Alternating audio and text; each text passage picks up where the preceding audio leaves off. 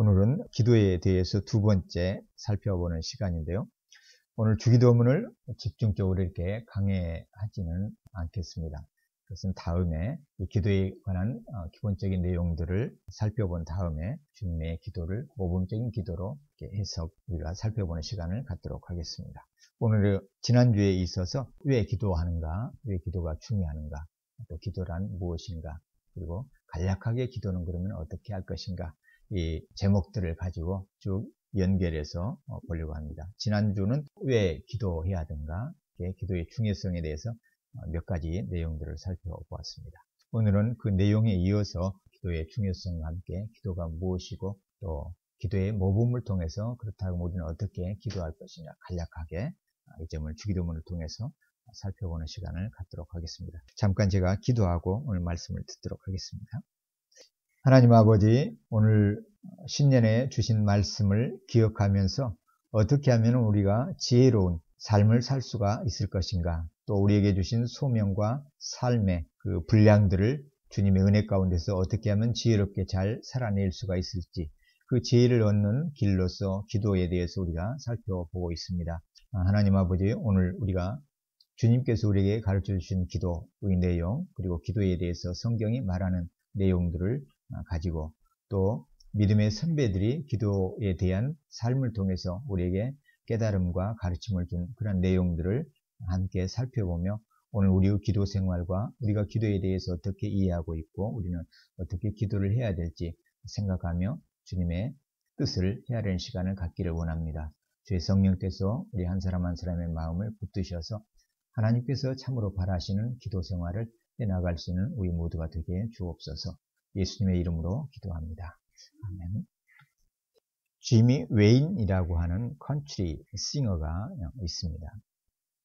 이분은 탑 싱어입니다. 그래서 모든 명성과 명예 또 얻을 것들을 많이 얻고 누리는 그러한 삶을 산 분인데요. 그래서 주변에서는 어느 날 갑자기 곡을 통해서 그 곡이 인기를 얻고 큰 히트를 춤으로 인해서 성공하게 되자 삶이 평탄한 것으로 이렇게 생각을 해서 당신은 참 운도 많습니다. 이렇게 축하와 부러움을 산 분인데요. 그러나 겉으로 보기보다는 이분의 어렸을 때의 삶이 그렇게 순탄하지는 않았습니다. 많은 어려움들이 있었는데요. 아버지로부터 버림을 받고 또 어머니는 그 이후로 이 아이를 돌보다가 또 교도소에 들어가는 삶을 살게 되면서 이렇게 남의 손에 위탁되어져서 어린 때를 보냈습니다. 그 가운데 이분이 고백하는 내용 가운데 13살 때의 그 경험을 잊지 못할 경험을 이렇게 들려주고 있는데요. 13살 어느 날 한밤중 플로리다에서 일어난 일입니다. 부모님과 함께 차를 타고 가다가 한 정류장에서 이제 아이와 함께 이렇게 있게 되었는데요. 그곳에 이제 이 아이를 세워두고는 부모가 어둠 속으로 사라져 버렸어요. 그러니까 그 황량한 이 대로변에서 깜깜한 밤중에 이 13살짜리 꼬마 아이가 아무것도 보이지 않는 가운데 버림을 받아 이렇게 남겨진 것이죠. 그래서 두려움과 공포, 뭐라고 말할 수도 없고 누구를 불러 이렇게 도움을 요청할 수도 없는 그런 기가 막힌 상황을 만나게 되었습니다. 완전히 버림을 받게 되었죠.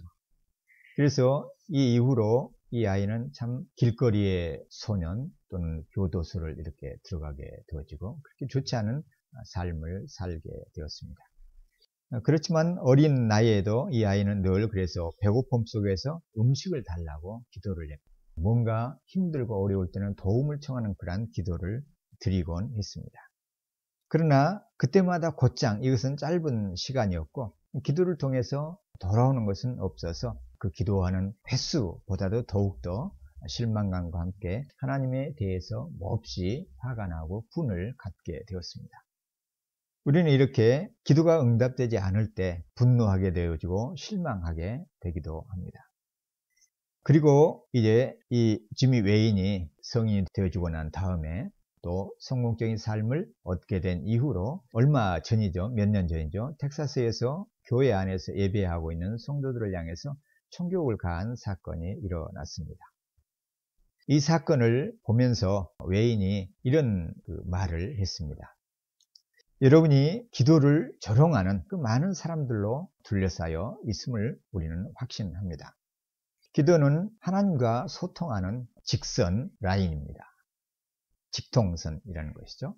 그래서 여러분이 하나님을 믿지 않는다고 할지라도, 또 그것이 여러분의 몫이라고 할지라도, 그렇지만 내가 기도한다면 나를 비웃지는 마십시오. 이렇게 얘기를 했습니다. 그 어려운 상황 속에서도 많은 교회들이 졸지에 큰 변고를 당한 교회를 위해서, 또한 그 교회 안에 있는 성도들이 기도하는 모습을 보면서 트위터에 많은 사람들이 조롱하는 그 글들을 올리자 거기에 대한 댓글이었죠. 심지어는 트위터에서 어떤 사람은 조롱하면서 그 바보 같은 짓, 네 기도를 끊어버려, 없애버려, 그리고 그 상투적인 말, 뭔가 주려가는 그러한 것들을 버리고 네 삶 속에서 뭔가를 해봐. 이런 이제 기도 말고 해보라는 이런 조롱을 하는 그러한 트위터의 글도 이렇게 받게 되었습니다. 그러면서 기도를 하는 자신을 향해서 비웃지는 말라고 이렇게 얘기한 것이죠. 우리도 여전히 기도의 사람들로 부름을 받은 사람들입니다. 그리고 우리가 기도하는 모습을 세상이 비웃기도 합니다. 그럴 때 우리는 그 비웃는 소리를 향해서 우리도 이렇게 말할 수 있어야죠. 또 외인은 하나의 사건을 또 이렇게 소개하고 있는데요. 어느 날 밤에 그 양부, 부모로부터 버림을 받고 양부와 함께 차에 이렇게 있었습니다. 그때 이제 총을 외인으로 하여금 실어 나르도록 그렇게 양부가 했습니다. 그러다가 차 안에서 갑자기 양부가 외인의 머리에 총을 겨누고는 방아쇠를 당겼습니다. 외인은 깜짝 놀라서 쏘지 말라고 하면서 순간 머리를 움직였습니다. 총이 발사되었지만 빗나갔습니다. 그때를 결코 잊을 수가 없다고 고백을 합니다.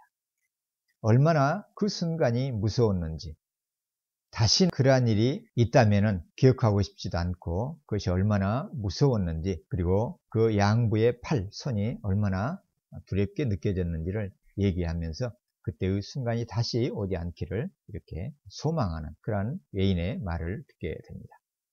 그때 외인은 양부를 향해서 제발 저를 쏘지 마세요, 이렇게 얘기를 했지만은 양부는 그 말을 듣지 않고 방아쇠를 당겼던 것이죠.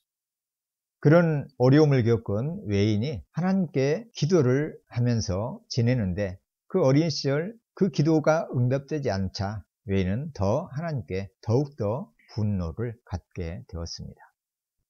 그리고 기도를 좋지 않게 여기게 되었습니다. 그 버림을 받은 아이의 입장에서 버스를 타고 내릴 때마다 두려움이 있었고, 언제 내 뒤통수를 누군가가 때리지 않을까, 또 교실에서 교실로 이렇게 옮겨 다닐 때도 기도를 했지만 그러한 두려움이 늘 있었습니다. 그리고 사람들이 기도를 조롱하는 그러한 소리를 늘 듣고 지내었습니다. 그럴 때마다 외인은 하나님을 보아도 응답이 없고 주변에서는 늘 기도를 조롱하는 그러한 환경 속에서 뭐라고 말을 해야 될지 알 수가 없었다, 이렇게 고백을 하고 오히려 그러한 현실이 더욱더 자신을 화나게 만들었다, 이렇게 고백을 하고 있습니다. 과연 이 기도 그 자체로 인해서 낙담하고 기도에 대한 조롱소리를 듣고 살아가는 외인이 어떻게 되었을지 궁금합니다. 이 부분은 뒤에서 더 살펴보기로 하고요.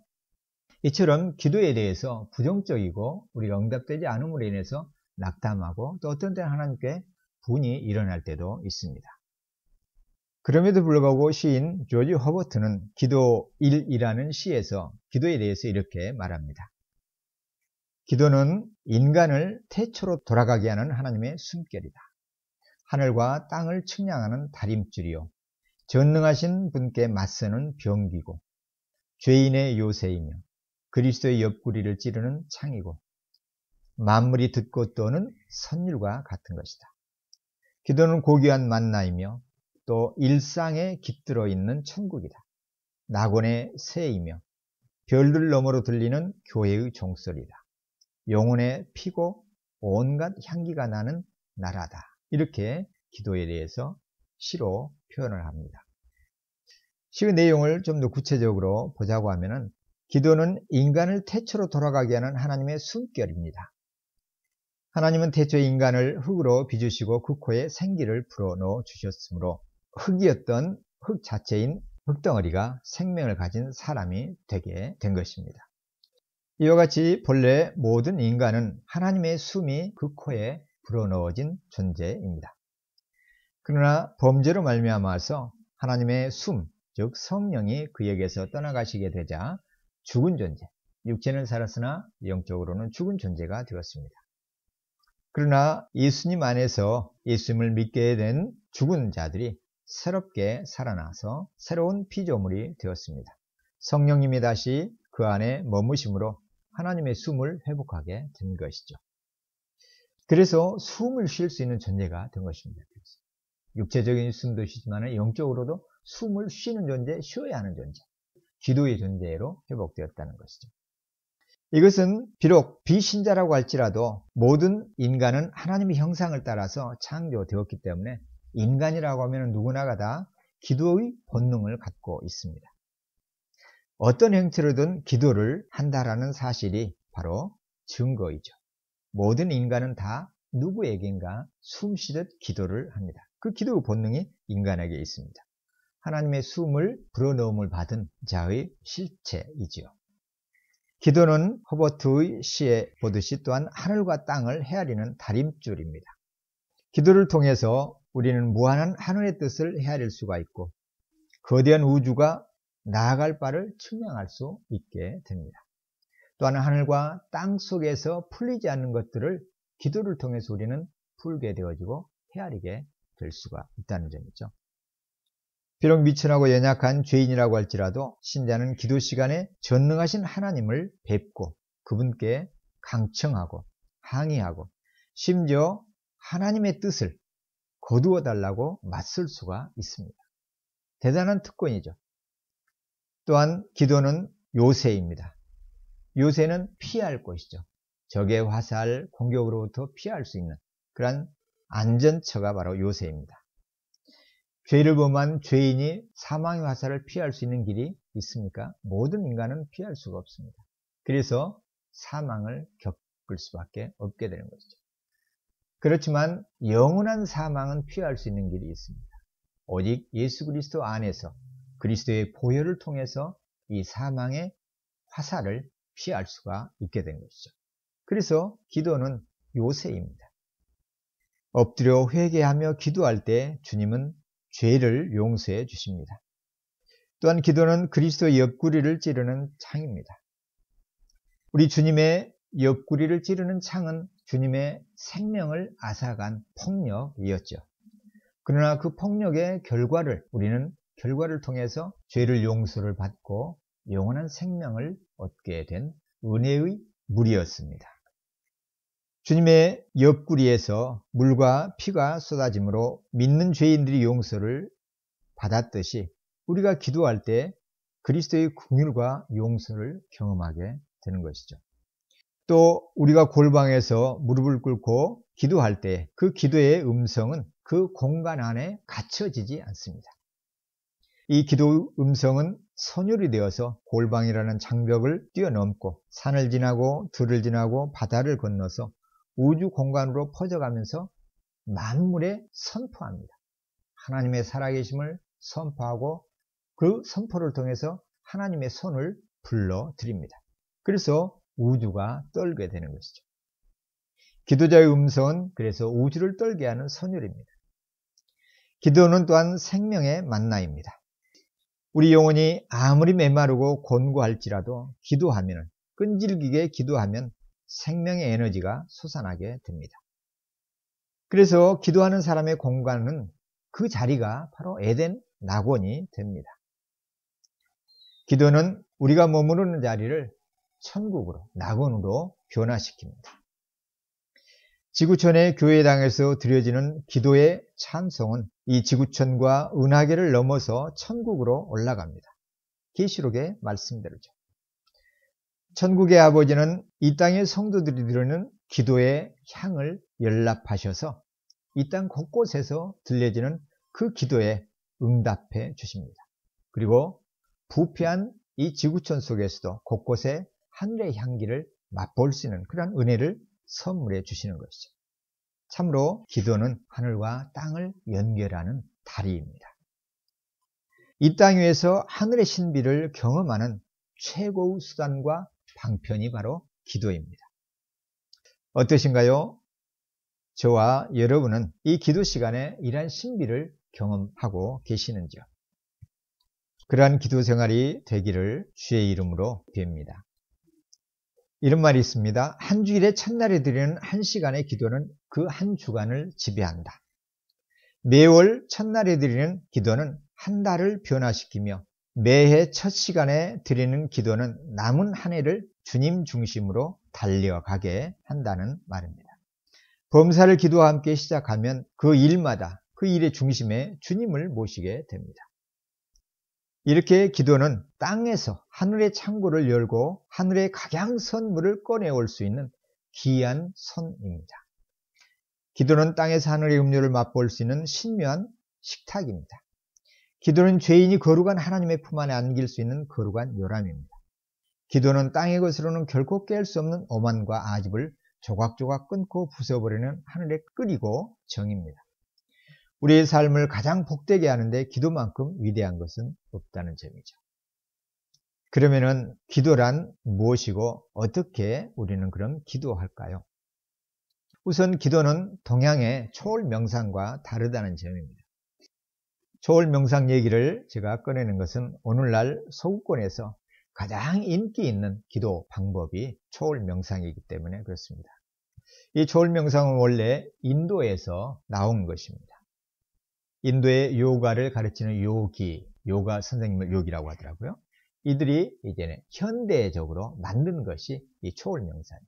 그래서 이것을 어떤 과학자들은 이 요가가 어떤 영향을 있는가 그것을 연구하기도 하고 그래서 그걸 가지고 과학적으로 또 개발을 하고 어떻게 하면 더욱더 사람에게 유익한 그러한 정신수련법이 될 것인가 이렇게 연구해서 만드는 것이 바로 이 요가 초월 명상이죠.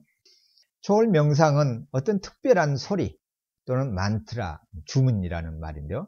이 만트라를 호흡과 함께 숨 쉬면서 숨을 내쉬고 들이마시면서 이러한 주문을 반복하여서 암송하면은 마음이 집중이 이루어지고 이 주문 소리가 뇌의 공명을 일으킴으로써 결국 초월 상태, 즉 제4의식의 상태에 도달하게 된다고 보는 것이죠. 그런 상태, 초월 상태, 제4의식의 상태에 도달하게 되면은 스트레스나 긴장에서 벗어나고 심지어는 병이나 어떤 문제들도 해결할 수 있다고 주장을 하는 것이 바로 이 초월 명상을 하는 사람들의 이야기입니다. 이런 방법은 불교나 힌두교에서도 특정의 말 또는 주문을 계속 반복해서 암송하면 거기에서 무한한 에너지를 얻을 수 있다고 여깁니다. 보통 티벳 사람들이 의미와 상관없이 많이 외우기만 하면 그 자체로 영험한 힘을 얻을 수 있다고 믿는 것과 연결되어지는 생각들이죠. 어떤 말을 반복해서 입속으로 소리를 내서 내면은 마음이 모아지고 그것이 뇌를 움직여서 건강이 회복되어지고 우리의 소원이 이루어진다라는 그런 방법이죠. 그래서 이분들은 주로 정의, 사랑, 평화, 기쁨 이런 단어들을 반복해서 되뇌인다고 해요. 예를 들면은 이걸 배울 필요는 없어요. 예를 들자면은 사랑이라는 말을 하면은 나는 사랑한다. 이것을 나는 숨을 내면서 또는 들이쉬면서 그리고 내면서는 사랑한다. 이걸 계속해서 반복하면은 이 말이 그렇게 반복하는 말을 반복하는 사람에게 영향을 미치게 된다는 거죠. 이것은 미운 마음을 먹고 미운 말을 계속 내뱉는 것보다는 훨씬 더 건강한 방법이죠. 그래서 신앙을 떠나서도 이것은 건강한 하나의 방법이 될 수가 있죠. 그래서 이런 초월 명상을 하는 사람들이 유익을 누리는 그런 방편으로 활용을 하는 것이죠. 비틀스라는 이제 가수가 여기에서 이제 영향을 받아서 많은 서구의 유명한 그 연예인들이 이 매력에 빠지게 되어졌고 심지어는 오프라 윈프리 이런 분들도 이것을 즐겨 한다고 하죠. 이만큼 초월 명상이 오늘날 인기를 얻고 있습니다. 그래서 어떤 분들은 교회에서 안에서도 이런 기도법이 있기는 해요. 예수 기도라는 방식이 이것이죠. 또 우리나라에서도 어떤 부흥사는 예수 천당 이런 것들을 기도 속에서 계속해서 외우거나 또는 예수 중심, 예수 구원 이런 말들을 계속해서 반복해 함으로 인해서 기도의 능력을 체험하는 그러한 사례들도 소개가 됩니다. 말의 힘인 것이죠. 이것은 성경에서 하나님께서 말에 권세가 있음을 알려주십니다. 그렇지만 주님이 가르쳐 주시는 기도, 성경이 말하는 기도가 그럼 이 초월명상과 같은 것인가? 그렇지 않죠. 우리가 지난주에 보았듯이 중언부언하지 말라.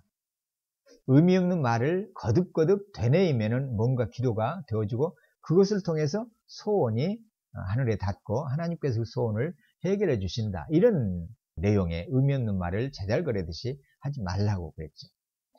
성경에서 주님이 가르쳐 주시는 기도는 분명한 의식을 가지고 하나님이라는 인격체 앞에 성경 말씀을 묵상하면서 그 말씀을 가지고 하나님을 만나고 하나님과 대화를 나누는 것이죠. 그냥 또렷한 의식 속에서 분명한 언어를 가지고 하는 사귐과 교제와 만남이 기도입니다. 그러니까 초월명상, 동양의 어떤 명상하고는 근본적으로 방향이 다른 것이죠. 동양의 명상은 내 안에서 나오는 소리를 통해서 무언가를 불러일으켜서 내 안에 영향을 미치는 것이죠. 에너지를 받게 하고 아픔을 치료하게 하고 마음을 집중해서 뭔가 뜻을 이루는 나에게 달려있죠. 그렇지만 기도는 그것이 아니죠. 쌍방적이죠. 언약의 하나님께 나아가서 하나님의 자녀인 우리가 그분과 대화를 나누며 그분이 주신 말씀을 가지고 그 말씀을 바탕으로 해서 하나님 말씀과 하나님의 약속이 이것이지 않습니까? 그 약속을 저에게 이루어 주십시오. 이렇게 간구하고 대화하고 그러면서 주님을 알아가는 이러한 수단이 기도라는 점에서 동양의 명상, 초월 명상하고는 근본적으로 다르죠. 기도의 대상도 다르고 쌍방적이라는 면이 다르고 인격적인 사귐이 담겨져 있다는 데서 다르고 이렇게 그리스도인이 드리는 기도는 살아계신 하나님과의 대화이고 인격적인 사귐입니다. 성경 구절이나 주기도문을 주문처럼 외워서 그 자체의 힘으로 초의식 상태에 이르고 문제를 해결하려는 것이 아니라는 것이죠. 우리가 평화를 누리고 문제를 해결하고 병을 치료받는 것은 우리 기도를 들으시고 하나님이 응답하시는 결과이지 우리의 반복되는 언어가 주는 어떤 마력, 비법과 같은 힘의 결과가 아니라는 점입니다. 소원을 이루는 것보다 더 중요한 것은 하나님을 알고 그 하나님을 아는 결과로 인해서 그분을 더욱더 사랑하게 되는 인격적인 만남이 더 중요합니다. 우리가 되풀이하는 주문과 같은 기도가 영험을 발휘하는 것이 아니라는 것이죠. 오히려 이사야 선지자를 통해서 하나님께서 말씀하시는 것처럼 이는 비와 눈이 하늘로부터 내려서 그리로 되돌아가지 아니하고 땅을 적셔서 소출이 나게 하며 싹이 나게 하여 파종하는 사람에게 종자를 두며 먹는 사람에게는 양식을 줌과 같이 내 입에서 나가는 말도 이와 같이 헛되이 내게로 되돌아오지 아니하고 나의 기뻐하는 뜻을 이루며 내가 보낸 일에 형통함이니라. 우리의 말이 아니라 하나님의 말씀이 하나님의 뜻을 반드시 이룬다는 것이죠. 초월명상하고 다르죠. 우리가 기도하면은 하나님께서는 그 기도를 들으시고 그분의 약속의 말씀을 따라서 그 말씀에 비추어서 우리의 기도에 응답하신다는 사실입니다. 기도를 통해서 하나님의 말씀이 얼마나 능력이 있는지 우리는 배웁니다. 기도하기 전에 먼저 말씀을 배워야 하는 까닭이 여기에 있습니다. 이 사실이 성경 말씀을 붙들고 기도해야 하는 이유입니다. 다윗은 하나님의 말씀이 그에게 기도의 불을 일으켜 주었다고 그래서 고백을 하는 것이죠. 어떤 사람들은 기도에서 신비적인 면을 강조합니다. 또 어떤 사람들은 기도에서 예언적인 요소를 우위에 두기도 합니다. 신비를 추구하는 기도는 하나님과의 만남을 강조하죠.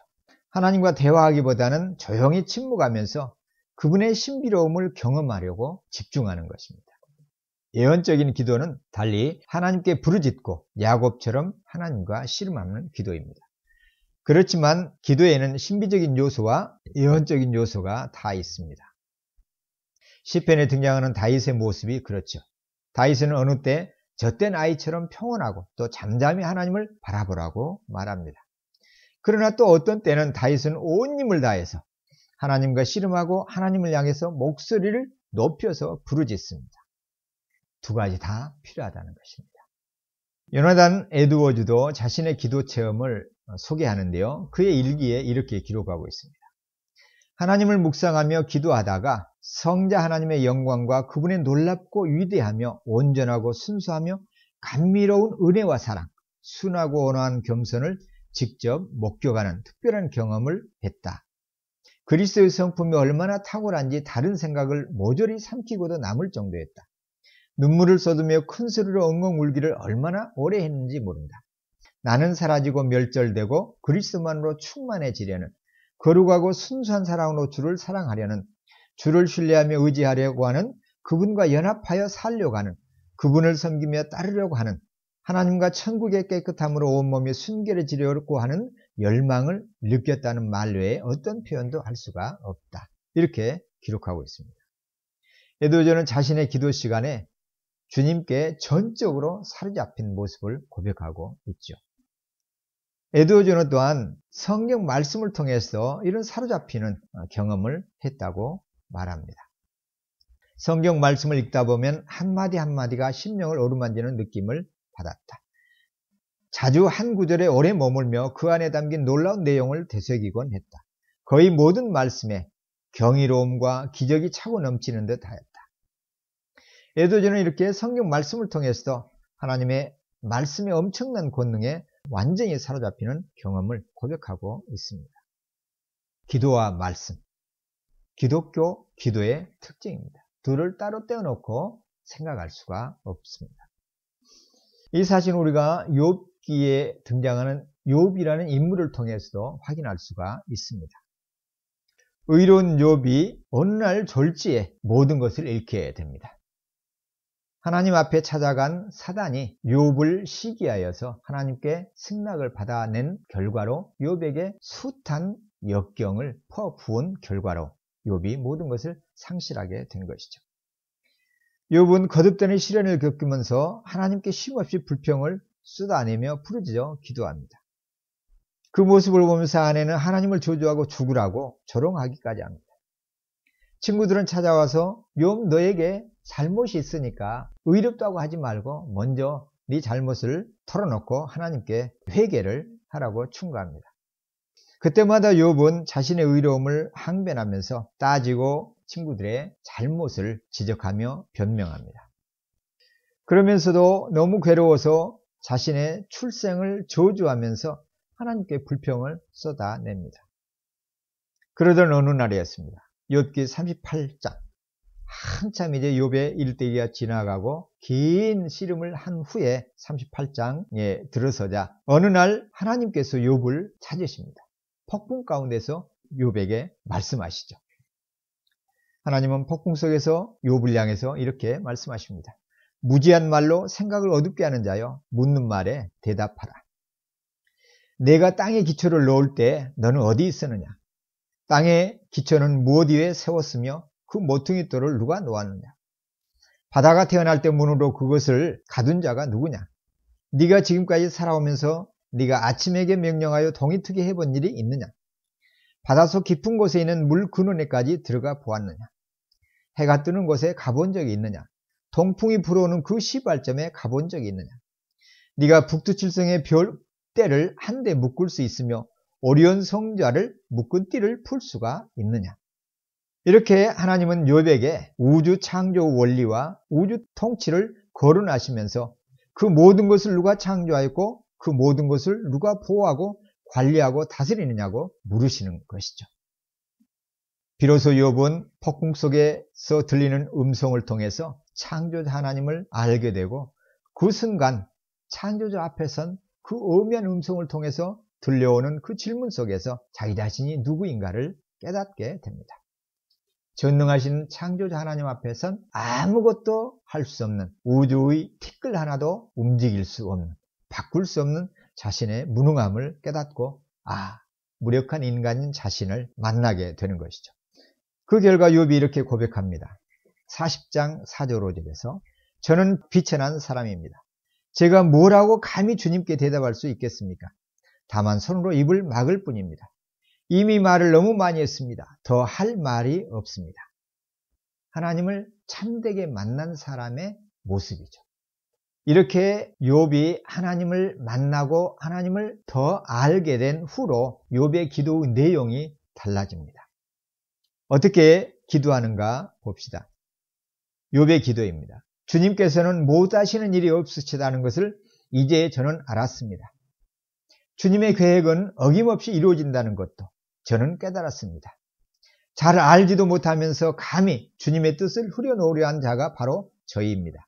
깨닫지도 못하면서 함부로 말을 하였습니다. 제가 알기에는 너무나 신기한 일들이었습니다. 주님께서 말씀하셨습니다. 들으라, 내가 말하겠다. 내가 물을 터이니 내게 대답하라고 하셨습니다. 주님이 어떤 분이시라는 것을 지금까지는 제가 귀로만 들었습니다. 그러나 이제는 제가 제 눈으로 주님을 뵙습니다. 그러므로 저는 제 주장을 거두어드리고 티끌과 잿더미 위에 앉아서 회개합니다. 하나님을 알고 깨닫게 되자 욥은 회개하기 시작하는 것이죠. 기도에 있어서 하나님을 알면 알수록 더욱더 회개가 먼저 이루어질 수밖에 없습니다. 기도를 희롱하고 조롱하는 사람들은 왜 그렇습니까? 하나님을 모르기 때문에 그러한 것이죠. 우리는 욥의 삶을 통해서 기도의 능력은 하나님을 아는 지식에 달려있음을 알 수 있습니다. 하나님을 어떻게 압니까? 어떻게 알 수 있습니까? 하나님은 모든 날 마지막에 아들을 통해서 우리에게 말씀하셨다고 히브리서 저자는 알려줍니다. 사도 요한은 예수 그리스도는 하나님의 영광의 광채이시고 그 본체의 형상이라고 소개했습니다. 예수님을 보는 것이 곧 하나님을 보는 것이라는 것이죠. 성경의 예수님을 통해서 우리는 하나님을 볼 수가 있습니다.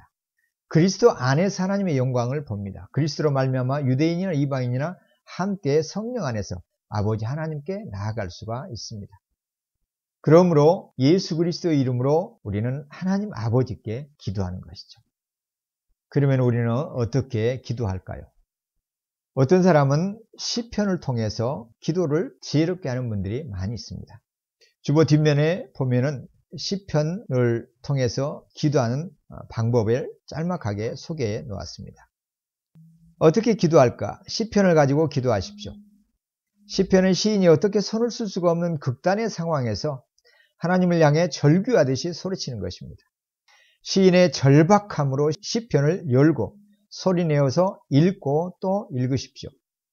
오늘 내 삶의 무게를 시인의 말을 가지고 하나님께 그대로 쏟아내십시오. 시인과 같이 깊은 물속에도 들어가고 해오리바람을 따라서 정신없이 돌기도 하고 열린 무덤 속에 눕기도 하고 눈물로 가득한 침상에 눕기도 하며 고아와 과부가 되어보기도 하고 채무자가 되어서 쫓겨보기도 하고 중병에 걸려서 소망이 꺼져가는 상황에 놓여보기도 하고 혀가 입천장에 붙는 죽음의 진토에 들어가 보기도 하십시오. 그 상황 안에 내 몸을 던져보라는 것이죠. 시인이 되어서 그 절박한 심정으로 하나님께 절규하듯이 외치라는 것입니다. 그렇게 될 때 이 시편이 살아 움직이는 체험을 하게 되며 진정한 참된 기도를 하나님께 드릴 수가 있습니다.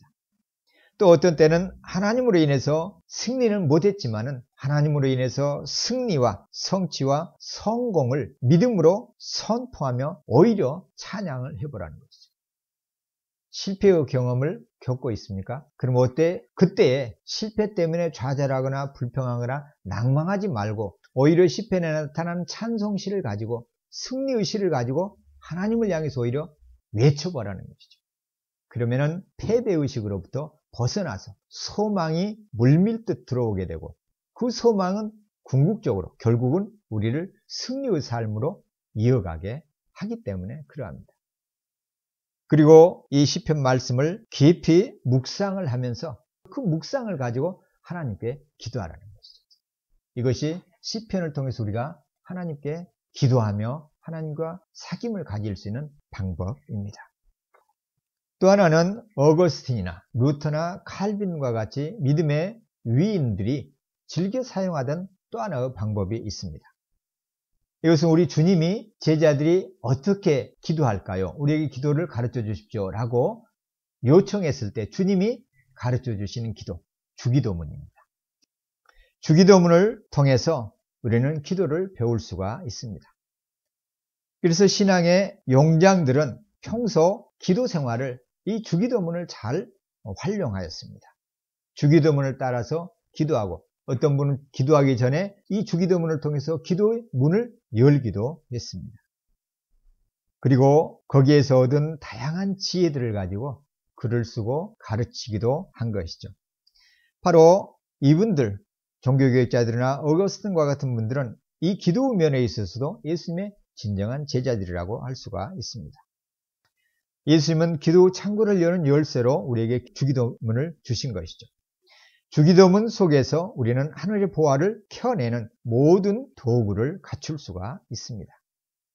주기도문을 우리의 기도로 활용하는 방법을 간단하게 한번 들어보겠습니다. 주기도문에 대한 구체적인 강의는 다음에 하도록 하고요. 오늘은 어떻게 주기도문을 활용하여서 우리의 기도 생활을 해낼 수 있을지 한번 간략하게 한번 보려고 합니다. 주기도문의 첫 시작이 어떻게 되어집니까? 하늘에 계신 우리 아버지요, 이렇게 시작하죠. 하늘에 계신 우리 아버지요, 하나님 아버지께 기도하는 것이죠.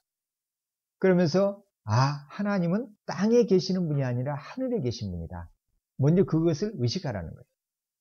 인간이나 피조물이 아니라 창조주이시고 전능하신 하나님이시라는 것을 인식하고 먼저 생각하라는 것입니다. 그러니까 기도의 대상이 누구냐에 따라서 기도가 달라지잖아요. 우상 앞에 선 사람들은 우상을 어떻게 이해하느냐에 따라서 기도가 달라지고, 말도 못하고 아무 도움도 줄 수 없는 무력한 그 나무 덩어리 앞에서 기도하면서도 뭔가를 이렇게 주입하고 풀어넣어서 기도를 하는 것이죠. 그러나 우리가 드리는 기도의 대상은, 우리의 기도를 들으시는 분은 하늘에 계신 하나님 아버지라십니다. 그것을 먼저 의식하고 그분 앞에 나가라는 것입니다. 그분이 누구라는 거예요? 아버지. 어린 자녀들이 부모님께 매달리면서 때를 쓰고 요구해 내잖아요. 그렇지만 그런 자녀들을, 어린아이들을 부모가 터무니없는 것을 요구한다고 해서 집어 던지거나 꾸짖거나, 보통의 부모라고 하면 그렇게 하지 않죠. 가능 아니면 들어주려고 하죠. 하늘에 계신 아버지께서 바로 그것을 요구하시는 거예요. 우리 예수님께서 기도할 때 하늘 아버지께 자녀로서 기도하라는 것이죠. 자녀가 아버지에게 나가서 그 아버지 앞에서 드리듯이 존경과 사랑과 막힘없이 애정을 갖고 전적인 신뢰를 가지고 기도하라는 말씀입니다. 또 하나 여기에서 확인할 것은 우리라는 단어입니다. 왜 우리라고 했을까요? 내 아버지 이렇게 말하지 않고 공동체성을 강조하고 있습니다. 기도할 때 교회라는 공동체, 믿음의 공동체, 작은 성경 공부 모임의 공동체, 그 멤버들을 함께 안고 하나님 앞에 나아가 기도하라는 것이죠. 그래서 기도는 처음부터가 공동체적이어야 돼요. 개인의 소원, 개인의 어떤 목적만을 구하는 그런 기도로 머무는 것이 아니라 그것을 뛰어넘어서 먼저 공동체적인 그런 간구를 드리도록 요구하십니다. 이 땅의 교회를 위해서, 온 세상에 펼쳐져 있는 우주적인 교회를 위해서 함께 기도하도록 하는 것이죠. 기도의 연대, 기도의 네트워킹을 그리스도인들은 이루어 가면서 기도한다는 점입니다. 이렇게 먼저 부름말을 소개한 다음에 첫 번째 소원, 아래는 말이 뭡니까? 이름이 거룩히 여김을 받으시오며. 이 구절은 좀 어려운 점이 있습니다. 왜냐하면 하나님은 거룩하신 분인데 왜 그분이 거룩히 여김을 받으시도록 우리가 기도하는가? 우리가 기도하면 거룩하신 하나님이 더 거룩해지실 수 있단 말인가? 그렇지는 않잖아요. 우리의 기도와 상관없이 그분은 거룩하신 분이기 때문에 그분이 거룩해지도록 우리가 기도할 필요가 없는 것이죠. 그러면 왜 하나님의 이름이 거룩히 여김을 받으시도록 기도하라고 하실까요? 그것은 하나님 때문이 아니라 우리 때문에 그럽니다. 거룩하신 하나님께 나아가 기도하는 우리가 항상 거룩할 수는 없기 때문에 그러하는 것이죠. 그리스도인은 이 땅에서 하나님의 나라를 대표하는 사람들입니다. 그렇기 때문에 하나님의 거룩을 늘 나타내야 되죠. 그런데 그렇지 못하다는 점이죠. 하나님의 거룩함을 보여주지 못함으로 인해서 그리스도인이나 세상 사람이나 똑같네? 너나 나나 똑같네? 이렇게 되면은 하나님의 존귀하심과 그분에 대한 명예가 높여지지 못한다는 사실. 그래서 먼저 주님의 이름이 하나님이 거룩하게 여김을 받도록 기도하는 너 자신이 거룩해지도록 하라는 말씀입니다. 하나님의 자녀답게 이 세상 속에서 하나님의 거룩함을 나타내는 인격체가 되게 해 주십시오. 이렇게 기도하라는 것이죠. 그래서 우리가 거룩한 삶을 살 때 그 모습을 보면서 세상 사람들은 이 사람이 예배하는 하나님이 계시구나. 하나님을 신앙한 사람은 이런 모습이 이렇게 다르구나. 이걸 통해서 하나님의 살아계심과 거룩함을 보게 된다는 것이죠. 우리가 주의 이름으로 모여서 예배하는 그 순간 찬송하며 감사할 때 이 모습 자체가 세상에는 안 보는 척하지만 주일에 모이는 이 모임 자체를 세상은 마음속으로 생각하고 무엇 때문에 모이는지 그 자체가 그들에게 주목의 대상이 되는 것이고 왜 매주마다 저렇게 모이는지 그 자체가 관심의 대상이 되는 것이고 질문을 하게 만드는 것이죠. 하나님의 거룩하심을 드러내는 모임이 되는 것입니다. 기도도 마찬가지입니다. 두 번째 소원은 나라가 임하옵시며 아버지 하나님의 나라가 이 땅에 임하도록 이렇게 기도하라고 합니다. 이 말은 기도하는 사람의 인격 가운데서 하나님의 다스림이 이루어지도록 하라는 간구이죠. 온 마음을 다해서 하나님을 순종하는 그런 마음을 갖도록 하는 기도입니다. 세상에는 온갖 문제들이 전개되고 있습니다. 마치 하나님의 통치가 없는 것처럼 보이는 현실이 비일비재합니다. 그러한 모습 속에서도 우리를 통해서 하나님의 다스리심이 나타나도록 그렇게 기도하라는 것이죠. 또한 이것은 궁극적으로 하나님의 온전한 나라를 소망하며 그날에 오기를 고대하며 열망하라는 말씀입니다. 그래서 우리가 주기도문 드리면서 하늘에 계신 우리 아버지 드릴 때 하나님 아버지, 하나님이 제 아버지이심을 제가 믿고 고백합니다. 이 시간 자녀로 아버지 하나님의 아들로서 자녀로서 딸로서 제가 하나님께 기도합니다. 하나님은 저희 교회의 하나님이십니다. 이 땅의 교회들을 볼 때 하나님께 간구합니다. 이렇게 공동체적인 기도를 적용할 수가 있죠. 그런 다음 하나님의 이름이 거룩히 여김을 받으시오며 하나님 이름이 거룩히 여김을 받으셔야 되는데 제 삶 속에서 제 모습이 하나님의 거룩을 나타내지 못하는 모습이 많습니다. 하나님 도와주십시오. 하나님의 거룩하심이 제 인격 속에서 흘러 넘치게 해 주옵소서. 하나님 죄 안에 있는 부패하고 더러운 부분들을 씻어 주십시오. 하나님 조금 전에도 저는 분노함으로 인해서 하나님의 성결을 드러내지 못했습니다. 이 점을 용서해 주십시오. 이렇게 바로 주님의 기도를 내 기도로 만들 수가 있습니다. 이렇게 기도를 하는 것이죠. 나라가 임하옵시며도 마찬가지입니다. 주님, 이 땅에 하나님이 계시지 않는 것처럼 다투고 분열하고 죽이고 멸망하는 모습으로 가득 차 있습니다. 불의가 편만합니다. 하나님이여, 이 공의롭지 못한 세상 속에 하나님의 공의가 이루어지게 하여 주옵소서. 하나님의 의가 구석구석에서 이루어지지 못하므로 약한 자들과 힘이 없는 사람들이 너무나 고통당하고 있습니다. 하나님, 비정규직 근로자들이 또 사각지대에 있는 청소년들이 또 권력과 힘과 어떤 연줄이 없어서 정당한 실력을 갖고 있음에도 불구하고 일자리를 얻지 못하는 청년들이 많이 있습니다. 하나님, 이 구조적인 모순을 하나님 거두어 주시고 정의와 공법이 물처럼 이 땅에 덮어지게 하여 주옵소서. 그래서 한숨과 눈물들이 거두어지고 소망과 기쁨을 누릴 수 있는 이 땅에 되게 하여 주옵소서. 하나님 아버지, 북녘 땅을 보면서 기도합니다. 불법과 탈법과 독재적인 권력을 휘두르면서 인간의 생명을 쉽게 빼앗아버리고 제거하는 그 부당하고 불의한 통치를 보게 됩니다. 핵을 가지고 온 세상을 향해서 공포 속으로 몰아넣는 그런 악한 모습을 보게 됩니다. 하나님께서 핵은 북한이 만들었지만 핵의 다스림은 주님이 해 주옵소서. 이렇게 하나님의 나라가 우리 개인에게, 국가에게, 어떤 권력자에게 이루어지도록, 주님의 나라가 임하도록 그렇게 기도할 수가 있습니다. 이것 하나만 갖고도 우리는 한없이 기도를 넓혀갈 수가 있는 것이죠. 이렇게 우리는 주기도문 한 구절 구절을 통해서 기도를 해나갈 수가 있습니다.